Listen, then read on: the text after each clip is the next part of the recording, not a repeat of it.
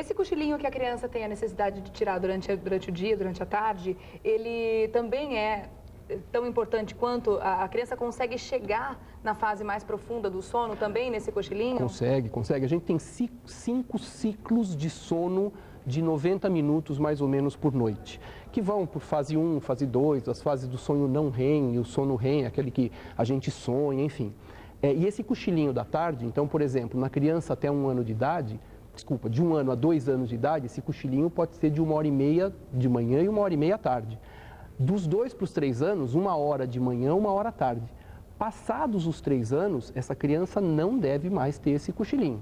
Ah, mas olha, o meu filho, se não tem aquele cochilinho da tarde, ele fica super chato, ele fica insuportável, ele fica cansado, irritado. Então, a tendência é, ao invés de suspender essa 1 hora de uma vez, um período do dia você pode deixar esse soninho acontecer. No máximo, de preferência, até as 4, 4h30 da tarde. Depois disso, esse sono corre o risco de interferir no restante da noite, então essa criança vai acabar indo dormir mais tarde. E é importante que exista um ritual de sono, um ritual de adormecimento. Essa criança aprenda a gostar de dormir. Quem é a criança que chega na hora e fala assim, olha, agora, meu amorzinho, você vai dormir porque agora dormir é legal. Dormir não é legal. Dormir eu paro de brincar, dormir eu paro de ver o papai e a mamãe, dormir eu paro de assistir televisão, dormir eu paro de jogar futebol, dormir eu paro de jogar de videogame. Não, então dormir não é legal. Mas ele tem que começar a criar um hábito. Então os pais podem criar uma rotina, o banho, depois vão comer juntos, ler uma historinha antes de deitar. Televisão antes, nem pensar. Nem pensar. Aquela história que a gente tinha antigamente, falava assim, sabe o que a gente vai fazer? Vamos correr um monte, a gente cansa ele e ele dorme. Imagina, a gente fica doído, fica moído e a criança super esperta, super mais ativa. Você excita a criança à noite. Então não, à noite essa criança tem que ser relaxada. Então você vai contar uma historinha à noite antes de deitar, antes de a criança adormecer, um beijo, boa noite, reza para o Papai do Céu, faz algum procedimento ali pré-sono e quando a criança vai, antes dela adormecer, sai do quarto para que ela aprenda a adormecer sozinha.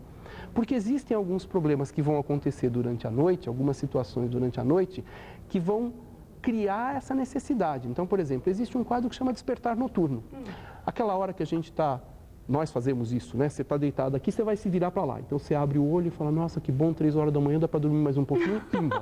Pior que é uma delícia isso. Não é bom mesmo, isso? É Então, ótimo. esse... Mas quando a gente olha no relógio e vê que são 3 horas da manhã e que tem um monte de tempo para dormir ainda, é bom. Esse processo se chama despertar noturno. Ele devia chamar não despertar noturno, porque a gente não acorda, na verdade. Você superficializa um pouco o sono e dorme novamente. Muitas vezes você não lembra disso? Muitas vezes você não lembra disso.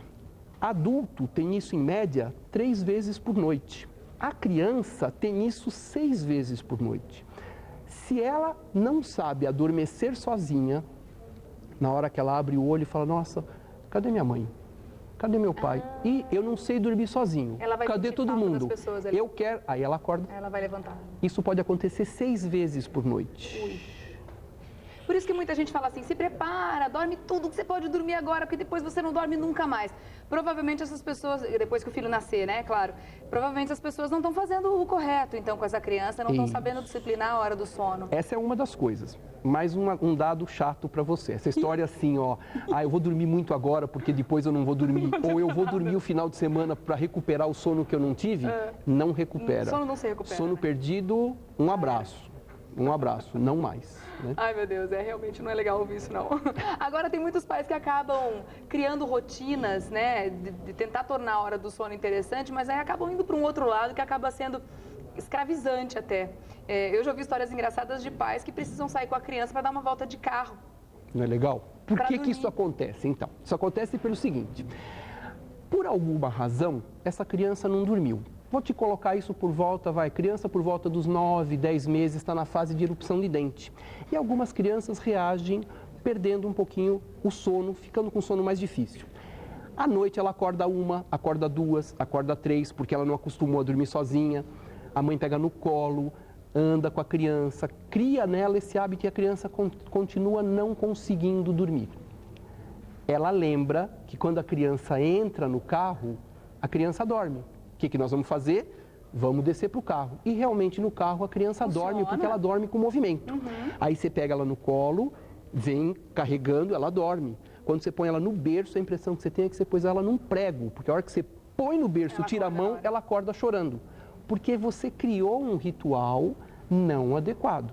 Então, se é para criar um ritual, que crie um ritual gostoso, agradável para todos.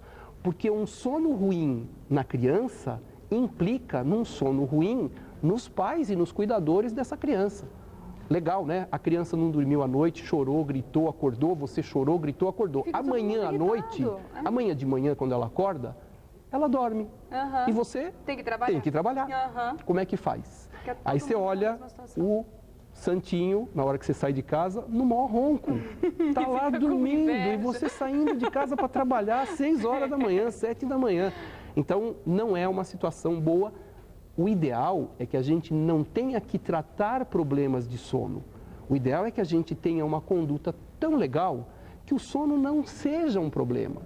A partir do momento que é o problema, esse problema pode ter que ser resolvido só por uma mudança de atitude dos pais, que os pais sejam um pouquinho mais firmes, um pouquinho mais rigorosos, ou, em determinados casos, pode necessitar até de medicação.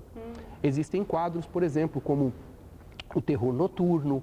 Terror noturno é um negócio terrível para os pais. Terror noturno é aquela história que você está em casa, de repente você escuta o seu filho gritando no outro quarto. Você chega lá, ele está com um olhão desse tamanho, frequência cardíaca elevada, 150, a respiração acelerada, transpirando, você fala com ele, ele não acorda, parece filme de terror.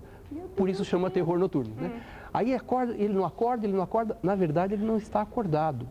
Ele está numa fase de sono profunda, onde ele não vai acordar. Isso acontece normalmente a partir dos 3 anos até os 6, 7 anos. Pode acontecer uma vez só, pode acontecer uma vez por semana, pode acontecer 2 vezes por noite. Dependendo da situação, isso é uma questão que acontece transitório. Isso não acontece de forma definitiva e ninguém fica com terror noturno para a vida toda. Mas isso pode acontecer de tal forma que interfira tanto. Imagina você dormindo, sossegado, e escuta o seu filho gritando apavorado. Deve ser desesperador. Você sai correndo, tropeça, bate na porta fechada.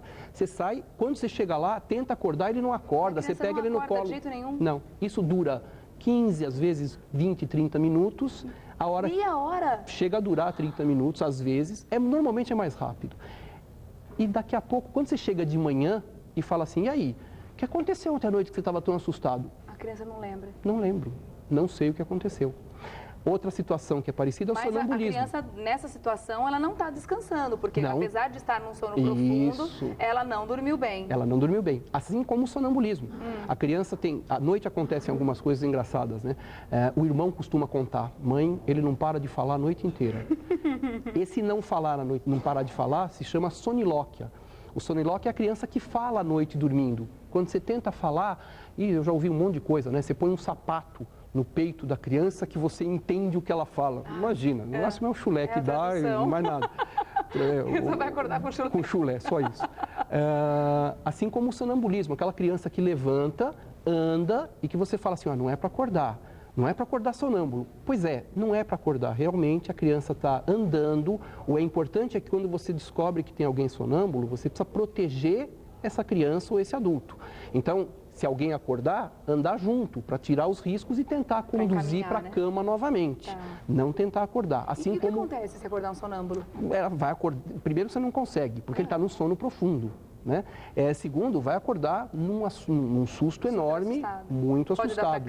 Pode dar taquicardia. Esses são sintomas que são provocados por um tipo específico de sistema nervoso que a gente tem, que se chama sistema nervoso autônomo. É ele que acelera o coração, acelera a respiração, dá transpiração, o olhão fica grande, a menina dos olhos cresce, se chama midríase.